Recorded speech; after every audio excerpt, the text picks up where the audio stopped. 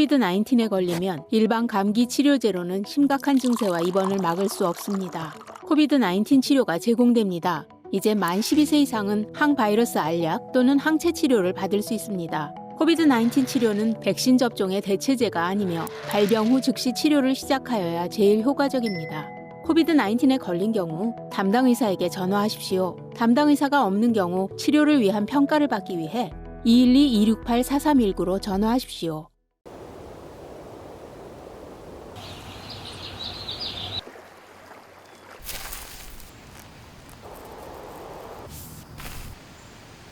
골프도 비즈니스도 당신이 성공의 코스 위에서 플레이할 수 있도록 뱅크 오브 호프는 여러분의 비즈니스와 함께하듯 LPGA와 함께합니다. Title sponsor of LPGA Match Play, Bank of Hope.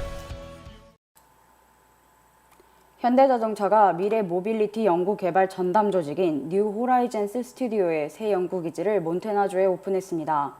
신개념 모빌리티 개발 주력을 목적으로 한 이 R&D 센터는 50명이 넘는 연구원을 채용해 미래 모빌리티의 핵심 분야를 구체화할 계획이라고 발표했는데요.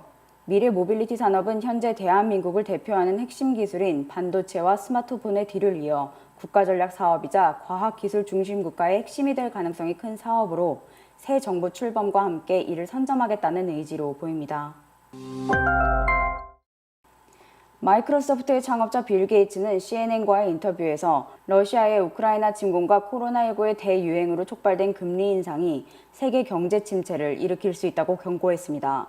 그는 이미 국가의 부채 수준이 높고 공급망 문제를 함께 겪고 있는 가운데 전쟁 여파로 인해 원자재 가격마저 급등했으며 연준의 금리 인상 결정은 결국 경기 침체를 초래할 것이라고 경고했습니다. 1년 사이에 중위주택 가격이 50%가량 올랐으며 모기지 이자율 역시 2% 상승함에 따라 서민들의 내 집 마련의 꿈은 갈수록 멀어지고 있습니다. 주택 공급의 부족으로 가격이 폭등하고 있으며 기준금리 인상의 여파로 모기지 이율까지 가파르게 상승하고 있기 때문인데요. 전국 부동산 협회에 따르면 가장 많은 수요가 몰려있는 중위주택 가격은 42만 9천 달러로 작년 대비 연간 5,640달러를, 100만 달러 주택을 구매한 경우 13,260달러, 25만 달러의 집은 연간 3,300달러를 더 내는 것으로 밝혀졌습니다. 미국의 올여름 나기가 더욱 힘들어질 수 있다는 전망이 나왔습니다. 전력망 과부하 및 전력 부족이 예견되기 때문입니다. 최근 미국 전역에서 시설 노후화 등을 이유로 가동을 중단하는 발전소들이 늘어나고 있는 동시에 친환경 에너지로 공급을 전환하려는 노력에 심혈을 기울이고 있는데요.